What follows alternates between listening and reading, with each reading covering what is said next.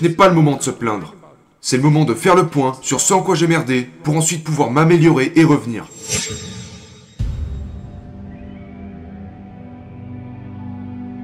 Comparez-vous à qui vous étiez hier et non à quelqu'un d'autre aujourd'hui. Vous devez avoir une hiérarchie d'amélioration. Vous devez viser quelque chose. Et cela signifie que vous serez inférieur aux gens qui ont déjà atteint cette cible. Ce qui pourrait susciter de la jalousie. Donc la question est de savoir qui vous devez détrôner. Et la réponse est que vous devez vaincre l'ancienne version de vous-même. C'est ce que vous devriez constamment essayer de faire. Et vous avez le contrôle sur vous-même parce que vous êtes le seul à connaître tous vos avantages et vos inconvénients. Et donc, si vous voulez rivaliser équitablement avec quelqu'un, vous devez être en concurrence avec vous-même. Et c'est de ça que nous parlons au sujet de l'auto-amélioration du combattant. Eh bien, si vous vous améliorez, vous entrez forcément en concurrence avec l'ancienne version de vous-même. Et puis vous pourriez aussi vous demander, eh bien, quel est ce moi inférieur? Et ce moi inférieur pourrait être rancunier et méchant, et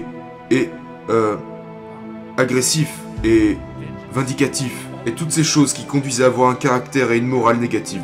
Et toutes ces choses interfèrent avec votre capacité à vous améliorer à mesure que vous traversez la vie. Donc, il est primordial de comprendre cela. C'est pourquoi, vous savez, j'accentue cette idée de responsabilité personnelle. La responsabilité personnelle consiste à rivaliser avec vous-même et de devenir meilleur aujourd'hui que vous ne l'étiez hier. De vous améliorer en gardant le contrôle. C'est ça l'humilité. Genre, je suis une personne imparfaite. J'ai plein de problèmes, mais suis-je tout de même meilleur que un tel? Non, ce n'est pas une bonne question. La bonne question est, pourrais-je être meilleur demain que je ne le suis actuellement? Et la réponse à cela est, si vous avez assez d'humilité pour reconnaître que vous n'avez pas mis la barre assez basse, vous pourriez être meilleur demain que vous ne l'êtes aujourd'hui. Parce que ce que vous devez également faire, c'est de dire, eh bien, voici tous mes défauts et toutes mes insuffisances. Le meilleur est celui qui identifie ses défauts et ses insuffisances et qui fait ensuite ce qu'il faut pour s'améliorer. Mais cela ne vous accorde aucun mérite. Vous savez, il ne s'agit pas de se vanter d'être celui qui l'a fait, mais d'être celui qui est imparfait et qui fait ce qu'il faut pour changer. Et si vous le faites, ça veut dire que vous êtes réellement sur le chemin de l'auto-amélioration, et que vous transcendez votre ancienne version de vous-même. Et vous avez beau parler de la bonne façon de se comporter dans ce monde, s'il y en a une, il ne s'agit pas d'agir selon les règles. Il s'agit d'essayer continuellement de transcender vos défauts actuels. Et c'est ce qui est très intéressant à propos de ça. Et ça signifie que le sens de nos vies consiste à se trouver dans cette poursuite. Et ça marche aussi avec cette discussion, parce que, eh bien, le problème fondamental est que cette vie est tragique, et difficile, très tragique et difficile, pour tout le monde. Et elle est aussi teintée de malveillance. Parce que peu importe à quel point, les choses sont tragiques et difficiles, mais il y a toujours des choses stupides que vous faites et que les autres font, qui font que les choses vont encore moins bien. Mais c'est la vie, vous avez besoin d'un antidote à cela. Parce que cela pourrait s'intégrer à cause d'une tragédie, mais une tragédie combinée à la trahison et la malveillance vous rendra encore plus mal, surtout si ça s'est intégré en vous. Donc vous avez besoin de quelque chose qui s'oppose à cela, qui n'est pas cruel ou rancunier. De quoi s'agit-il? Faites quelque chose de valable, par votre propre définition. Vous avez besoin d'une raison pour sortir du lit, même quand tout va mal. Et quelle est la meilleure chose que vous puissiez faire? Transcender votre pitoyable et misérable façon de vivre. Et c'est comme ça que vous trouverez la réponse. Et cette vraie réponse, c'est qu'il y a un sens associé à la responsabilité. Une des choses que j'essaye de représenter clairement est que la vie est dure. Elle est teintée de malveillance et de trahison. Ça peut vous fragiliser. Donc vous avez besoin de sens pour compenser cela. Ce sens est là pour vous mener ni au meilleur, ni à un plaisir compulsif, mais à la responsabilité. Votre propre responsabilité. Afin que vous preniez soin de vous. Si vous êtes bon dans ce domaine, vous avez le devoir d'aller encore plus loin et de prendre soin de votre putain de famille. Si vous êtes toujours bon, vous devez aller encore plus loin et prendre soin de votre communauté. Ce sont de lourds fardeaux, mais vous saisissez ces fardeaux que vous trouvez. Et la meilleure façon de saisir ces fardeaux réside dans votre amélioration continue. Et c'est à ce moment que vous trouverez votre pourquoi. Et donc cela signifie que vous êtes en perpétuelle auto-transcendance, que vous laissez mourir votre ancienne version de vous-même, et que vous laissez place au nouveau. Vous savez, même si les choses vont vraiment bien pour vous aujourd'hui, il y aura un moment à l'avenir où les choses deviendront plus compliquées. Vous savez, vous tomberez malade, les membres de votre famille tomberont malades, vos rêves vont s'estomper, vous serez en insécurité face à votre statut d'emploi, genre l'inondation approche, l'apocalypse est en cours de route, et c'est toujours le cas dans la vie. Donc vous devez vous préparer à ça. Et la question est comment se préparer à ça?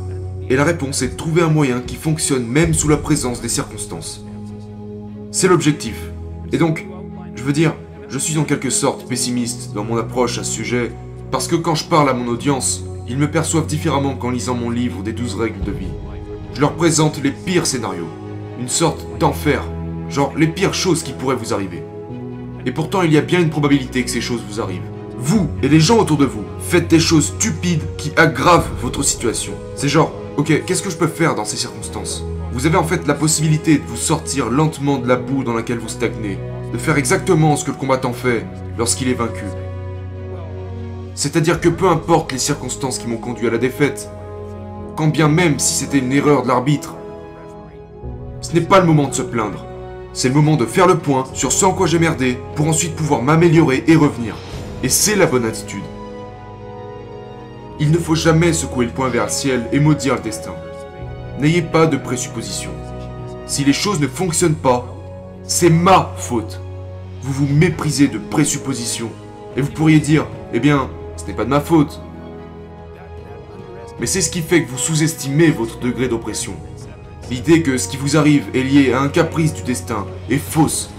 Ce n'est pas le but. Le but est d'atteindre la meilleure version de vous-même. C'est de savoir à quel point je suis incomplet et comment je pourrais y remédier. Vous devez le faire.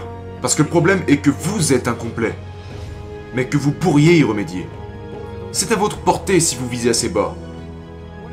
Quand vous dites viser assez bas, mettre la barre assez basse, qu'est-ce que ça veut dire?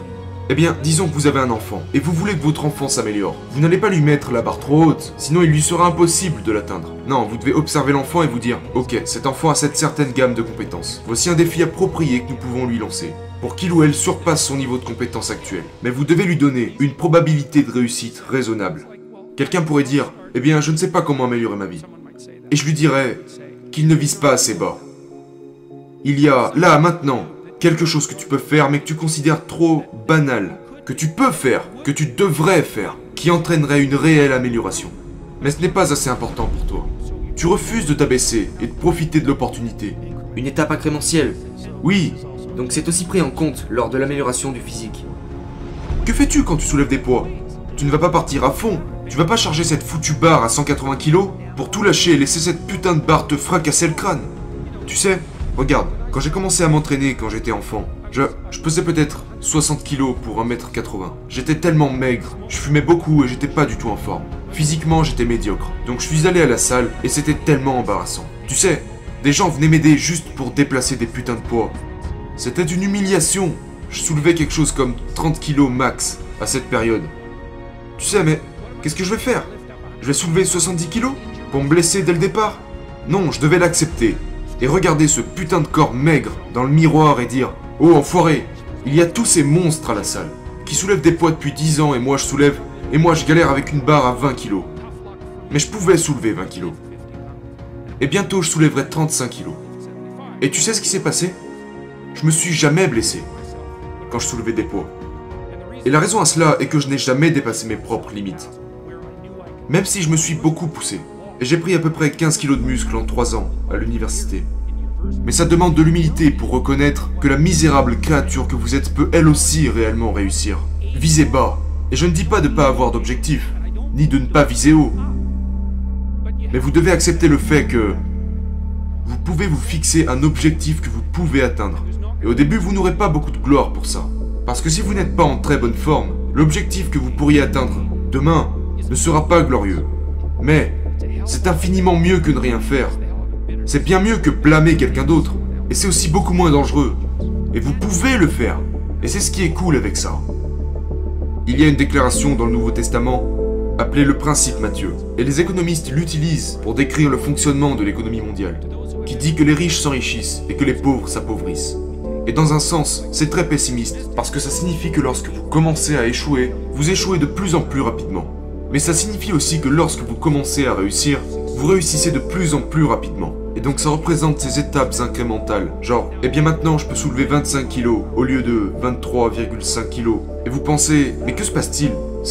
C'est une simple étape sur un très long voyage. Et vous commencez à progresser.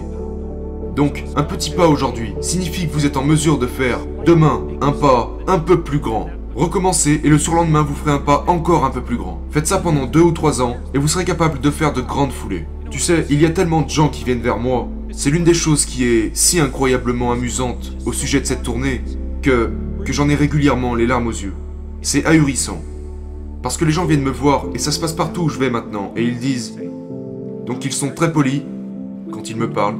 Tu sais, ils sont toujours désolés de m'interrompre. Et donc ce n'est jamais narcissique. Et ce n'est jamais ennuyeux. Et je suis vraiment content de voir ces gens. Donc ils viennent me voir et ils me disent: eh bien, je sais que vous avez sûrement déjà entendu cela auparavant, mais j'ai vraiment changé ma vie depuis que je vous écoute. Ils me racontent des histoires où ils étaient dans des endroits sombres, avec beaucoup d'alcool et beaucoup de drogue, qu'ils ne s'entendaient pas avec leur père, ni avec leur mère, n'ayant aucun but dans la vie, étant nihilistes en jouant aux jeux vidéo. Tu sais, genre, avec des envies suicidaires.